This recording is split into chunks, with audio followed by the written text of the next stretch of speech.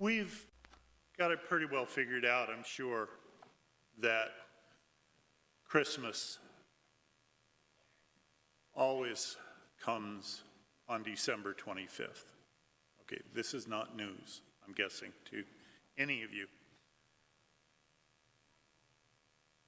But it's a tradition, an ancient tradition, in fact, in the church, that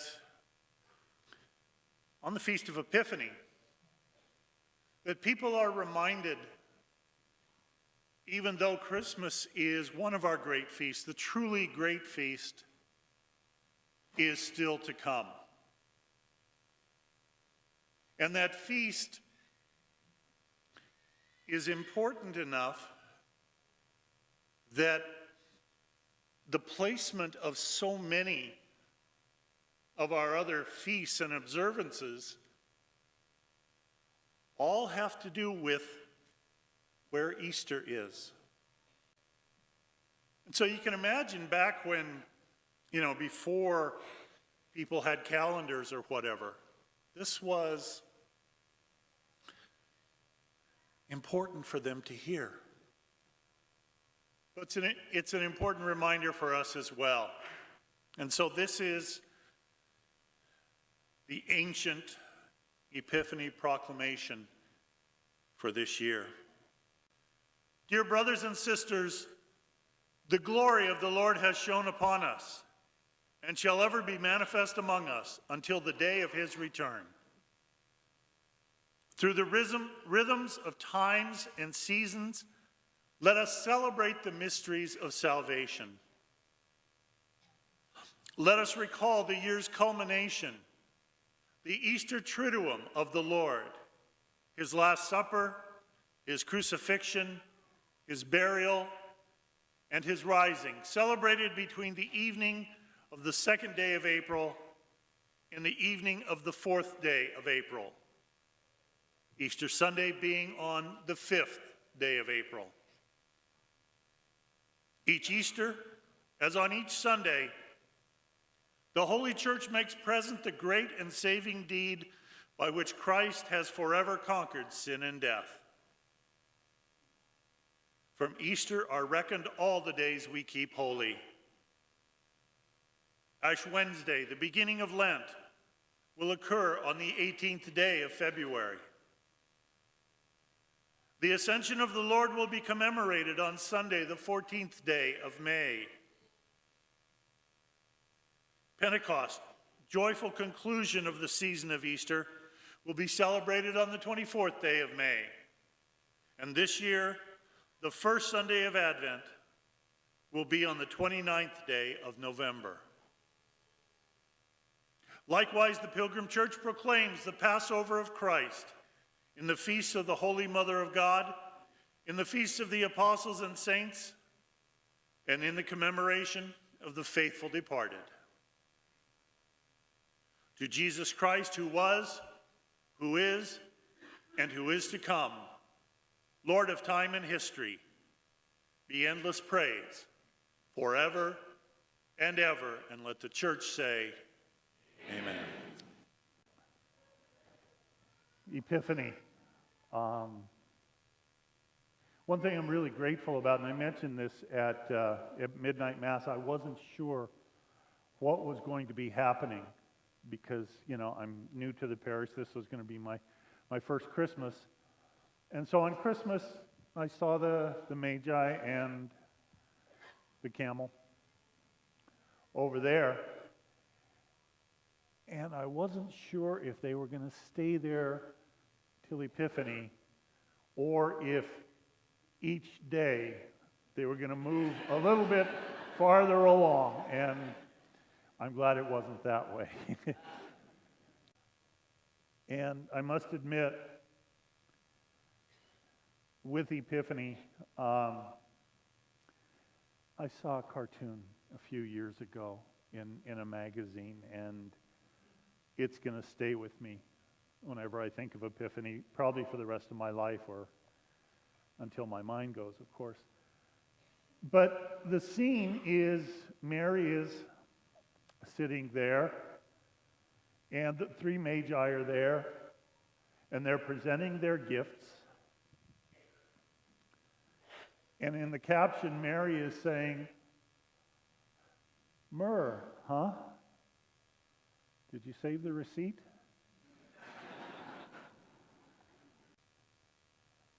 But those who were seeking asked the question, "Where can we find him? Where can we find the newborn King of the Jews?" They had their reasons. Herod wanted to know where he could find the newborn King of the Jews because he had his own reasons. And I hope today, you've seen, I'm sure, the caption or the card or something that says, "The wise still seek him." I hope that's true. But I hope we're asking the question, where is he? Where is the one? And I hope that if sometimes the answer that we hear is not to our liking, is not within our comfort zone, that we don't say, "No, that can't be. No, I don't accept that." When we seek him, do we really want to find him? Where is the King of the Jews?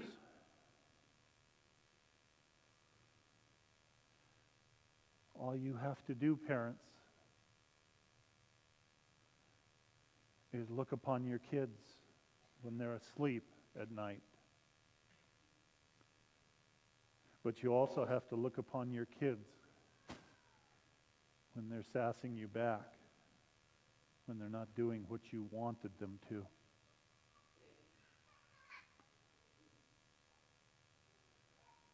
Where is the King of the Jews?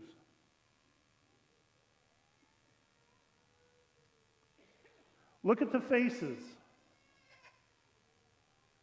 that show up on the TV screen, on the nightly news. Those who are suffering. Those who are being discriminated against.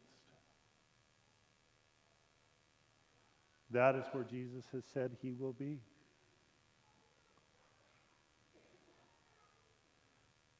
Listen to the arguments that will be going on in Congress. The groups that are being debated.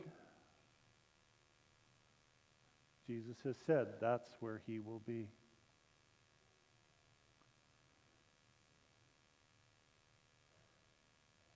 Look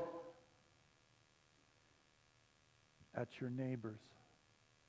Look around here. So many of us, so different.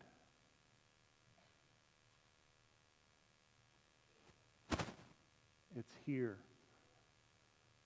that Jesus has said he will be. So as we look, we've got to remember to not have our set preconceptions. God has proven himself to be a God of surprises, a God of unpredictability. 2,000 years ago, God has come to our earth. Oh, great. Let's go see him. Where are we going to find him? Oh, maybe in Rome, maybe in New York or D.C., someplace nice and fancy. No. in human flesh, in a stable.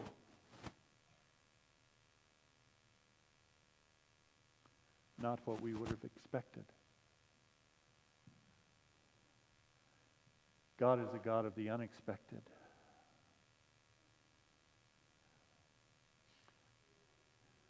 Story for you. Under a cultural exchange program, Al Mabransky and his family in Roanoke, Texas, were hosts to a rabbi from Russia at Christmas time. They decided to introduce him to a culinary treat that was probably not available in his country. So they took him to their favorite Chinese restaurant. Throughout the meal, the rabbi spoke excitedly about the wonders of North America compared to the bleak conditions of his homeland. When they had finished eating, the waiter brought the check and presented each of them with a small brass Christmas tree ornament as a seasonal gift. They all laughed when Abramsky's father pointed out that the ornaments were stamped, "Made in India." But the laughter subsided when they saw that the rabbi was quietly crying. Concerned, Abramsky's father asked the rabbi if he was offended because he had been given a gift for a Christian holiday. He smiled, shook his head, and said, "Нет. I was shedding tears of joy to be in a wonderful country in which a Buddhist gives a Jew a Christmas gift made by a Hindu."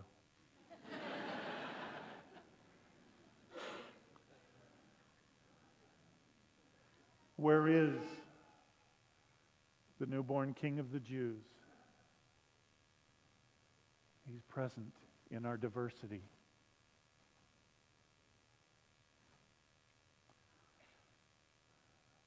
Washington, D.C. Metro Station on a cold January morning in 2007. He played 6 Bach pieces for about 45 minutes. During that time, approximately 2,000 people went through the station, most of them on their way to work. After 3 minutes, a middle-aged man noticed there was a musician playing. He slowed his pace and stopped for a few seconds, and then hurried to meet his schedule. 4 minutes later, the violinist received his first dollar. A woman threw the money in the till and without stopping continued to walk. 6 minutes, a young man leaned against the wall to listen to him, then looked at his watch and started to walk again. 10 minutes, a 3-year-old boy stopped, but his mother tugged him along hurriedly as the kid stopped to look at the violinist. Finally, the mother pushed hard and the child continued to walk, turning his head all the time. This action was repeated by several other children. Every parent, without exception, forced them to move on. 45 minutes, the musician played. Only 6 people stopped and stayed for a while. About 20 gave him money but continued to walk their normal pace.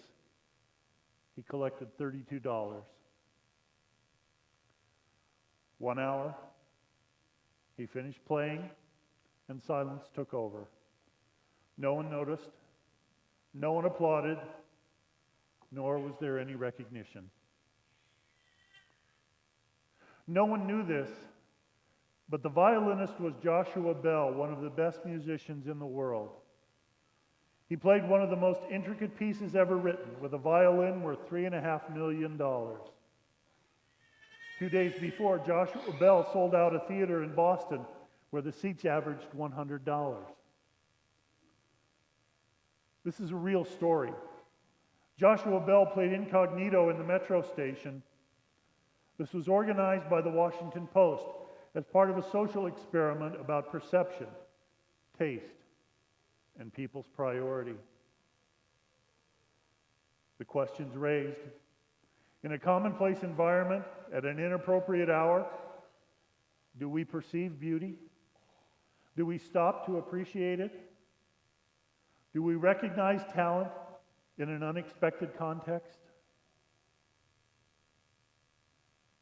One possible conclusion reached from this experiment could be, if we do not have a moment to stop and listen to one of the best musicians in the world playing some of the finest music ever written with one of the most beautiful instruments, how many other things are we missing? Where is the newborn King of the Jews? It won't matter unless we're really looking.